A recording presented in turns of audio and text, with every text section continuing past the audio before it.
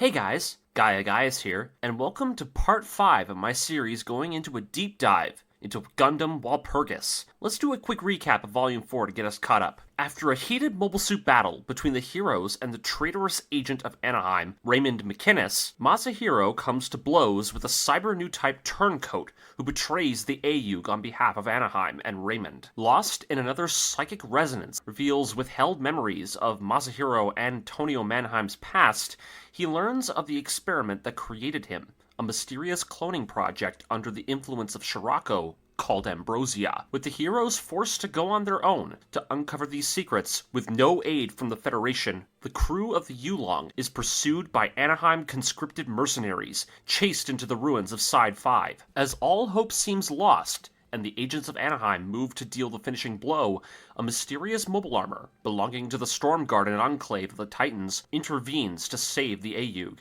Now, let's move on with our quest to uncover the web of mysteries that is Paptimus Scirocco, with Mobile Suit Gundam Walpurgis, Volume 5. All images and characters are owned by their respective companies and creators. More of the Jim Graham mercenary units explode as the Overon darts through the void. Thane is amazed with the mobile armor that's mysteriously appeared. It's like the Masala, but he's using it like a Mega Rider. The crew manages to identify it, the machine that appears. It's not the Masala, it's something completely different. Frederica tells them to analyze it immediately. They have no idea what kind of capabilities this thing has, and so far it's granted the Overon the ability to destroy an entire squadron of heavy booster-equipped mobile suits. They manage to scan it, and what they get baffles them. Despite looking nearly identical, the machine is entirely different from what they've got on record when it comes to the Masala. This unit has a higher thrust-to-weight ratio, and the entire design of it uses none of the same pieces as the original. To finish it all off, the new unit has some kind of purgeable nose cone cowl, a barrel cover they can only guess is to contain the power of the massive megaparticle cannons underslung to the vehicle's front end. One of the crew members is amazed. He's curious about how unnatural the compatibility between the mobile armor and the Overon is. The mobile armor by their scans has been perfectly tuned to the highest level, and the complementary performance it gives to the Overon is almost impossible. This knowledge bewilders all of them. The Overon was developed by Anaheim, yet this thing, this Masala Glashtin, works perfectly with it. Frederica thinks, and she knows it can't be a coincidence. This machine no doubt belongs to the Storm Garden. Masahiro flies in pursuit of the Fafnir. Even he's impressed with the machine. He fired his beam rifle at full power, and there was not a single drop in energy through their link. The voice on the other end, person speaking through the Glashtin's contact link, says that this is the Glashtin's main function, to give power to the Overon. But that begs the question, are you going to make use of it, Masahiro? Masahiro says he will, and with that, the two increase their speed. Elise is annoyed. I just got on top of you, Masala! Don't think I won't try hitting you again! She fires another barrage of micromissiles, but this time, the Glashtin amplifying the Gundam's power, the Gundam's shield fires a blast from its high mega cannon, the massive scattering beam destroying every single one of the missiles approaching, the Gundam and the mobile armor blasting out of the smoke unscathed. She checks her canisters, no missiles left. I'm impressed, but taking them all out is still not gonna work. There's no way you can shoo away this girl's horns. She aims all of her mega beam cannons towards them. A 6-shot mega beam barrage heads towards them. As the three machines charge, the Overon and Glashtin both fire a spray of shots that collide with each beam. Each collision pulses with electrifying energy throughout the battlefield. This insane display of power leaves Elise to curse and strain under the pressure. You're just a maggot! Don't get cocky! It causes her to finally engage the Fafnir's transformation, the Double Zeta shifting from Gaplant mode to Gundam with a pulse of a psychic aura. The energy flowing as the Double Zeta finally charges a blast from the unit's high mega cannon, just as the unit's armor restraints detach while the unit travels at max speed. The Glashtin pilot can detect the high mega cannon. Even the Overon itself can't withstand a blast from a weapon like this. But Masahiro is fully aware. He points his beam rifle forward. If he could destroy that cannon before it fires, they've got a chance. Why? Elise shouts. Why won't you take me seriously? You think you're smarter than me, worm? The Fafnir resonates its powerful psychic aura even more, so much so that it's now even drawing out the powers of Masahiro and the Overon. What? What's happening? The psychic aura. It forces Masahiro to witness a vision. a powerful memory of Elise's past, the colony drop, not just any colony drop, the one committed by the Delaz fleet during Operation Stardust. Masahiro sees the debris rain across the sky in this vision. He walks along a ruined street, houses and homes crushed and burned from pieces of scattering debris, piles of corpses in the streets. He looks up to see the young Elise, still a child, her mother pinned under the collapsed roof of their home, the girl forced to leave her behind and go with her aunt to get to safety, the girl forced to watch as a piece of burning wreckage crashes into their house, killing her mother on the spot. The memory cuts briefly to later in the future, a woman approaching her aunt with an offer to take the girl off her hands, telling Elise that if she comes with them, that they'll make all the sad things go away. They'll make her an adult who can do good things for the rest of the world, and the woman who took her in being Francesca Miraru. If you don't remember who this is, I'll remind you. In Gundam Walpurgis Eve, we were introduced to this woman. She is a high-ranking representative within the structure of Anaheim. The woman is responsible for most of, if not all of Anaheim Electronics' underhanded tactics throughout this era. That includes everything from back-alley deals with the enemies of the Federation, everything from cyber newtype research to illegal weapons development. This woman is also Raymond's superior. We see even more of these memories from Masahiro's perspective, that Francesca used Elise as a guinea pig for Anaheim's own experiments into Psychomu technology, the girl's abilities being pushed to the limit by the strain of the machines that she was being forced to test, firing Psychomu weaponry on helpless Nemos as Francesca barks orders to kill the targets, the pilots unable to move and begging for mercy, but the girl still hesitates, Francesca shocking the poor girl remotely with a switch on the terminal and making her scream in pain. A hospital. The girl barely unconscious. A footstep into her room. Of all people, it's Tonio Mannheim. The man explaining that he's recruiting her for their research, Scirocco's work, telling her that they won't treat her as poorly as Anaheim. The girl believing him as she reaches out to him with a strained breath. Scirocco is a true new type, and he's the one who will bring peace to the Earth sphere. She wanted to believe that. She wanted peace. As the vision cuts to Masahiro, she thinks of her mother. This time, I know for certain I'll do it. I'll finally be happy. Masahiro is frozen. This was her past? Elise's past? But he looks back. The high mega cannon still charging. Elise! If you can hear me, answer me! You're the one I felt, right? He says there's no need for them to try and kill each other. You and I are the same. You felt my memories? She bursts out in anger. Don't screw with me, insensitive creatures! This is why I hate new types! You say beautiful things about peering into people's hearts, but all it is a violation of one's mind! Then again, I wouldn't expect anything less from Scirocco himself. She asks Masahiro, do you plan to do as he did?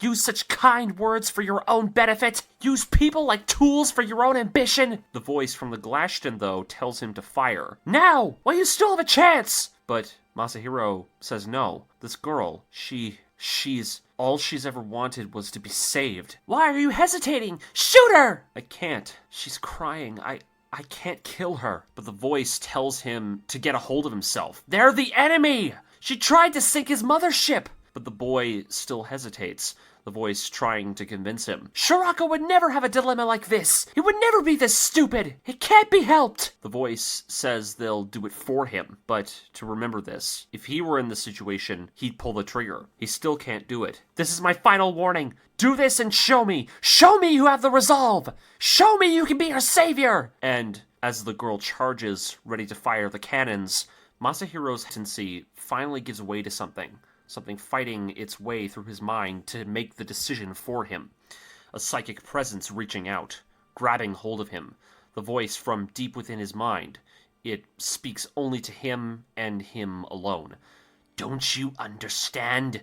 I'm telling you it's impossible. Trying to save people with such one-sided empathy, the time you have, it's far too short for you to release her from her hateful bonds. All you can do now is control your emotions and make the rational decision. The needs of the many always outweigh the needs of the few. Protect your friends, protect your allies. If you think you have a chance, then do the right thing and release her from this world.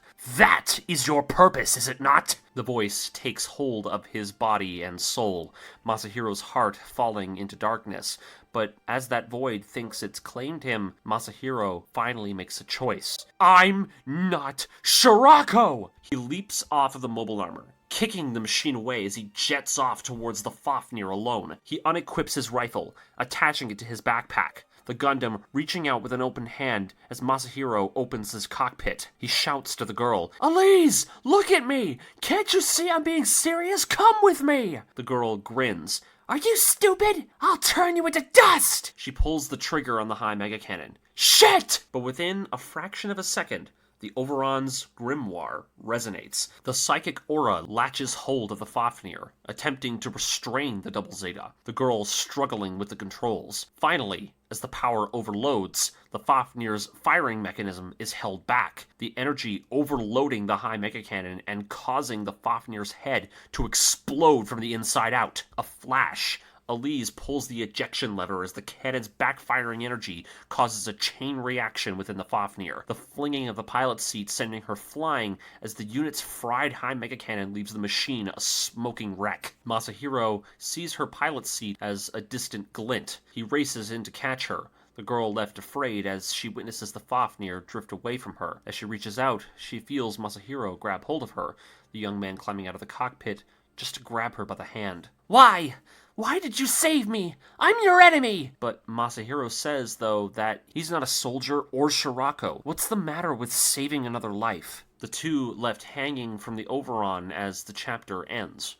Now, before we get into the next chapter, I want to take this time to talk a little bit about Masahiro. Now, right here in this fight is a great example of where we see the ways of which Masahiro differs from the man everyone wants him to be, the successor of Scirocco. We have so many players in this story telling him to do one of two things that really cause Masahiro's two split personalities to diverge in their ideals. We have Masahiro, the good side of Shamal Mannheim, and yes, I'll use his real name because it feels most appropriate for this moment. Masahiro is what you expect from a Gundam protagonist. He's hopeful, seeks the truth, sees the goodness in the hearts of others. And then you have Masahiro, the bad side, the part of him that was created as a tool and a voice that seeks the control of other people. Good and evil, yin and yang. However, out of this dichotomy, where do we find balance? How do we get harmony between the two? So far, both of these halves have been at odds with one another, but this is the first instance in the story where they almost work together. Keyword, though, is almost. They both seek to fulfill a common purpose. However, the way in which they both act to achieve it is in direct opposition from each other. Now, the reason I point this out is because this is the crux of the conflict between Masahiro and Masahiro, one that's culmination will be the defining factor in this story's later conclusion.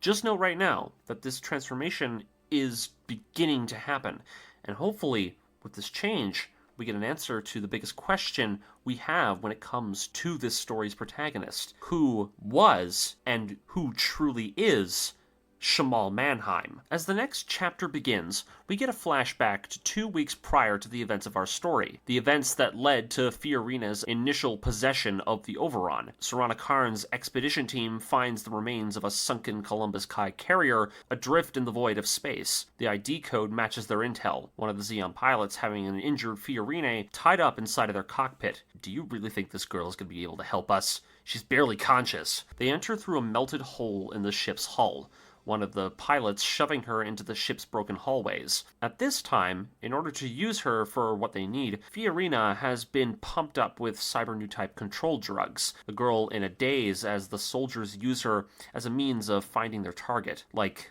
a psychic bloodhound. The girl traverses the halls of the sunken ship, the soldiers amazed at the idea that she knows where she's even going. Finally, she reaches what appears to be a sealed vault, pristine and white, unlike the scorched walls of the vessel. She reaches out with her hand, and a massive holographic glyph of her talisman appears, unlocking what lies inside. The vault door opens, and inside is what we readers suspect, the Over.ON. The Zeon soldiers hold a gun to her as they demand she get the machine up and running. But as the girl plucks away at the terminal, the soldiers get impatient. She activates a search protocol on the mobile suit's interface. She types a name, Paptimus Scirocco, and what comes up is the location of Masahiro Oaks' home colony of Olympus. He's alive! She is awestruck. Paptimus is alive! But the soldier holding the gun to her tries to pull her away from the console. She kicks him away, the man firing a single round into her hip. The cockpit shutting, and she begins the launch sequence, grabbing the unit's beam rifle from the storage vault's wall. She fires a round that blows a hole in the ship. The Neo-Zeon troops in chaos and their mobile suits cut to pieces as the girl flees.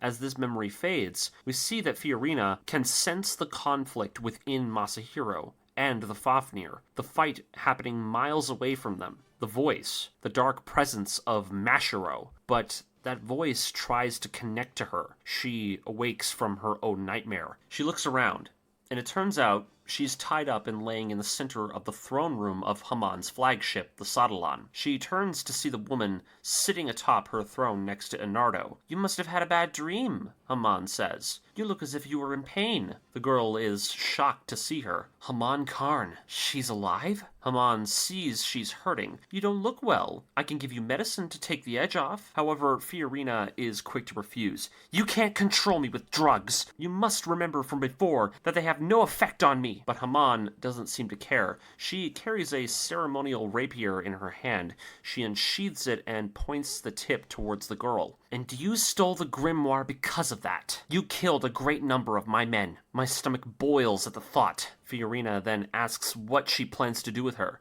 However, Hamon already has an idea. She then cuts the girl's dress open, revealing the talisman implanted in her chest. Hamon then explains that this device she has is the only thing that they have that can awaken the Overon's knowledge. As it stands, she acts as the sole protector of Paptimus' secrets. It's honestly a nasty little trick that Scirocco pulled with it. However, Fiorina then asks her, "If you already know that much about the grimoires, then that must mean you've fully managed to unlock the secrets of your red one, the one inside your Demeter. What are your thoughts on it, Fiorina?" She says she's become aware of something vital when she fought the Overon the second time. "He hasn't fully awakened yet, has he?" Paptimus Scirocco, herself referring to Masahiro. "With her being captured, his succession to Paptimus's throne isn't possible." She then says that knowledge, that power, will be hers. We cut to moments later. Hamon and Enardo discuss what they've managed to find out. Enardo being impressed that everything is going as Hamon had planned. With the girl now in their possession, they can now track down the source of all of this, the origin place of all the grimoires, the Storm Garden, as well as the source of whatever ambrosia is. However, one thing Hamon is certain of is the fact that Fiorina won't tell them anything. Enardo even offers to interrogate her personally, but to his surprise, Hamon says no. As much as it'd be easier to get that information out of her, they need her to cooperate. Using intimidation would only make things harder. He can still question her, but she's their guest for the time being. Not to mention the Storm Garden. She's a vital asset to them. If the Neo-Zeons hurt her, they won't be allowed an audience with them, which is what she's hoping for. She then tells Enardo as she leaves that it's a shame. They have all the time and the cards on their side, but they'll just have to wait and see what happens from this point on. As she leaves, Enardo thinks about Hamon's plan. She wants them to treat the girl like a guest? Isn't it more dangerous if she were to be left alive? He ponders this as he remembers tossing the girl into her new private quarters, reminding her that she's still a prisoner, so she shouldn't get any bright ideas. However, the girl brings up something she didn't mention in the Grand Hall, something that neither of them can prevent or escape. They're here already. They've reached the Storm Garden. This place, this entire debris field is their domain, and thus their prophesized time is nearing. The succession of the White Grimoire is upon them, and the Gundam has returned to the garden. We cut back to the Ulong. Masahiro has brought out Elise from the cockpit, only to be met with the Federation pilots in the hangar, all pointing guns at her. At first, the girl thinks this is how she goes. However, Masahiro raises an arm to her, shocking her with an act of protection. "Get out of the way, kid! This isn't a game! She's unarmed! Who cares if she's unarmed? She's a cyber newtype! She's killed countless comrades of ours! Why did you even save her? She was following orders. She's not our enemy, Amateur, get out of the way! No! Put your guns down! But before the hangar erupts into a fight, Thane breaks it up. Frederica is there too. Enough! Let them go! Thanks, Thane. Remember this, Masahiro. She's still not our ally. She can't go around the ship by herself. She'll remain detained until our voyage is complete. Yes, sir. He then ushers the angry pilots to the meeting room. They have to debrief. As for Elise, Frederica arrests her for the time being. Well, I guess I'm in no position to complain. Guess I'll just have to be a nuisance for a while. But Elise, don't worry, Masahiro. She'll be treated accordingly, as long as she cooperates. You can't say that! However, Frederica sympathizes with him. She understands the feelings he's having. She doesn't hate what he's feeling after what he did. But, just so you understand, there are rules to this sort of thing. This leaves Masahiro with a sense of reassurance, though. He actually sees a part of Frederica that hasn't been seen for a while. He looks forward to working with her going forward. As she leaves, and Masahiro is left with the Gundam, we turn to Thane, down on the floor of the hangar. He hears a noise, like a faint scream of someone. He looks up at the Overon, but nothing's there. What was that? Sounded like someone was calling to me? There's nothing there, Thane. Sorry, never mind. Thane and the chief mechanic then go over the damage that was dealt to the Overon. Its backpack was damaged in the fight. They don't have the parts to fix it, considering the fact that the Overon is a one-off machine after all. The two of them think of a plan to get the machine back up and running, though. They'll just have to work with whatever parts they've got. One of the mechanics then brings up the containers that they have with them. Wouldn't there be any spare parts inside of those? However, the chief brings up the fact that they can't be opened. They're tied to whatever system is linked to the Overon, and they can't access the contents of them without the proper mechanisms.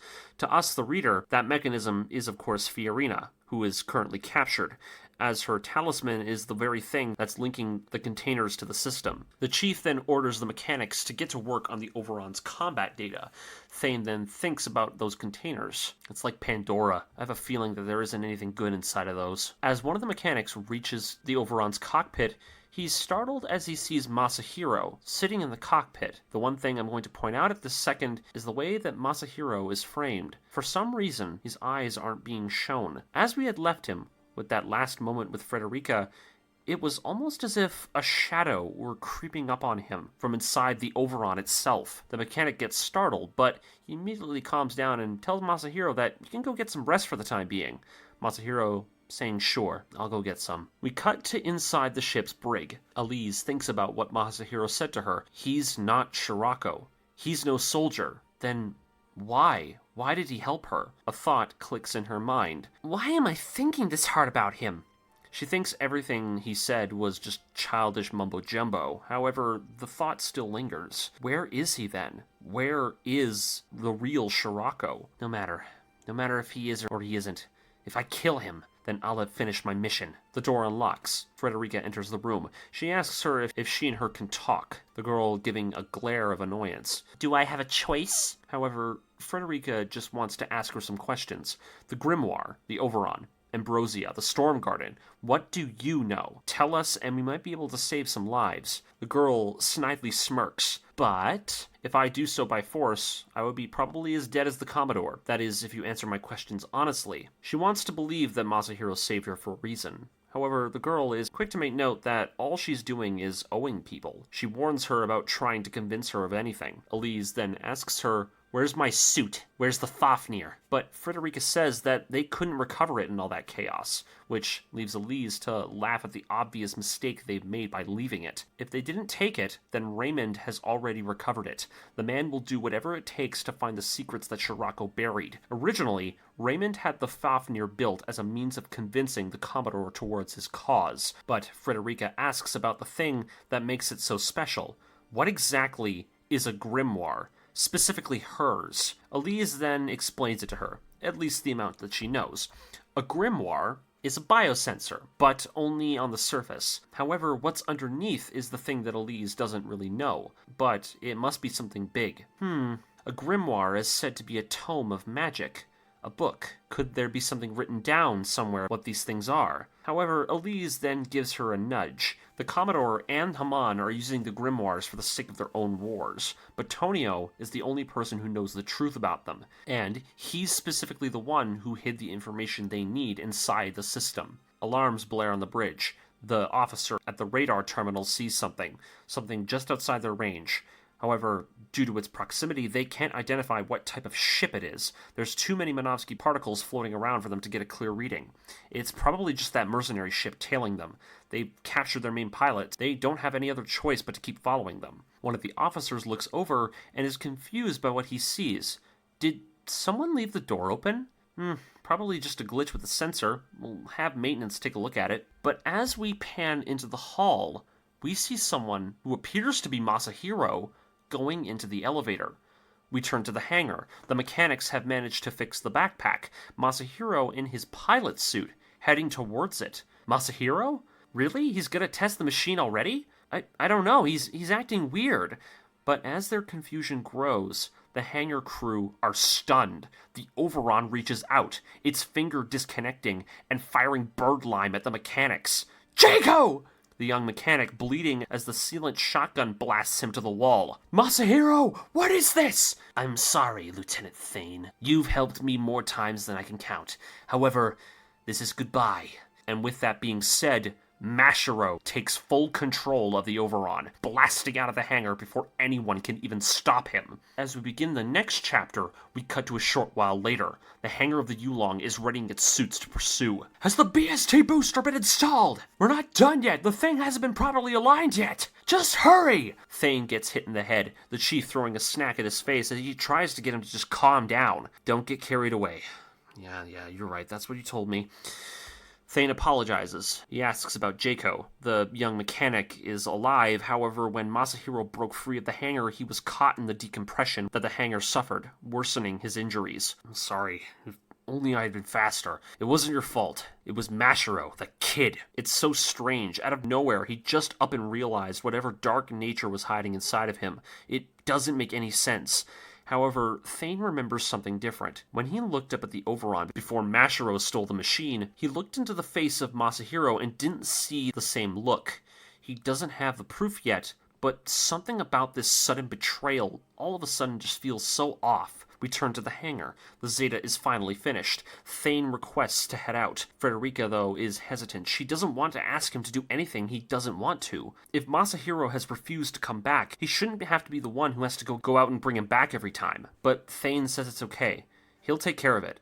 If they don't, it'll be bad for all of them. With a smile from the captain, Thane launches in the Zeta 2, the massive multi-booster rig launching the suit into the darkness of space. The Zeta transforms, a trail of light blasting behind it as it heads off deeper into the debris field. As the Zeta heads out, Roxanne buzzes the bridge, demanding to know what Frederica's plans are. We'll track it, but the woman is not having it. Wake up! Our entire force is fully exhausted. We have no possible way of catching that thing. We failed! She then tells her that they should change plans. Head back to the moon. Let Command decide what to do. We'll lose our chance if we do that. Masahiro is completely alone out there. He has no fuel, and there's only so many places he could hide. What Masahiro is after is ambrosia. It hides the answers he's looking for. And if we lose him, it's over. We cut to the wellcast. The remaining Jim Grahams ready to launch again. Launch everything you can! We're up against a monster! Without the numbers to take it on, we're screwed! Raymond is surprised by the approaching signal. I'm surprised the Ulong would actually go ahead and attack us. However, to his surprise, the captain tells him it's only one unit heading their way. It's the Over.ON. The machine blasts through the debris field, Masahiro already sensing and deploying the unit's beam sabers as it can feel the presence of the Zeta 2 coming closer. The Zeta 2 manages to catch up, the massive booster rig attached to the unit's body, like an added extra layer of armor on top of it, races out towards him. Thane calls out to him. He's begun to catch on to Masahiro's secondary persona. No response. Did he cut off his comms? Is he in some kind of state that's preventing him from talking? Masahiro, though, responds. I can hear you, Captain Thane. I'm just speechless is all. What the hell? Thane begins to notice the little differences in his voice. The way he talks, it's not like Masahiro. It's so different. It's almost a completely different person, as if it were trying to imitate someone else. He tries to diffuse the tension. Let's just calm down. Shut down our machines and talk. He fears if Masahiro were to feel threatened, then it could lead to another burst of psychic paralysis, the effect that's befallen him a few times. He asks Masahiro if he's on their side. He's doing this for a reason. Tell us what it is! However, Masahiro responds with annoyance. Did you honestly come all this way to ask me something that stupid? Think about the mercy I showed you, the fact I let you live. Go home! Don't disappoint me! Thane sighs. He holds his head low. Yes. However, I'm not much of a talker. Sorry, but I tend to let my body language speak for itself. He flips a switch on the Zeta's control console, the entire booster apparatus opening. Multiple micro-missile canisters open along the booster's knee segments. Sorry, Masahiro, but you're gonna have to take 2 or 3 hits for me. Countless missiles streak towards the Overon. Masahiro rapidly shifting on the thrusters and blasting the machine into the void as it tries to outrun all of them. A few of them strike the Overon's legs. A cloud of smoke leaves the Gundam reeling. 2 more missiles head straight for him, only for them to explode against the unit's shield. What? Masahiro is stunned. There's smoke charges! He spots a flash in the smoke cloud, the Gundam's shield claw hacking at the source, only to reveal it was a decoy.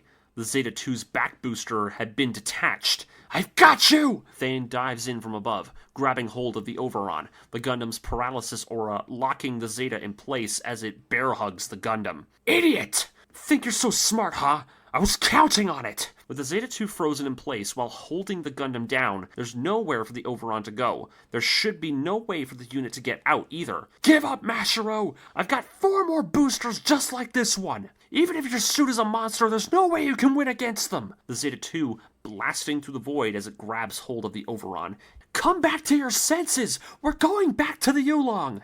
You're insane! No! This ambrosia! This reincarnation project from Scirocco! Forget it! Remember what you did! What you fought for! The Ulong! Your friends on Olympus! The adversaries you just protected! Come back, Masahiro! Your thoughts are linear, Thane Amadeo. The way you make sense of this is why I see such potential in a person like you.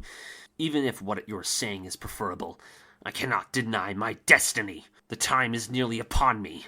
Please, leave! And as Volume 5 comes to an end, a flash. Thane spots it out of the corner of his eye. The Masala Glashtin. It's back. The mobile armor circles around the 2 of them.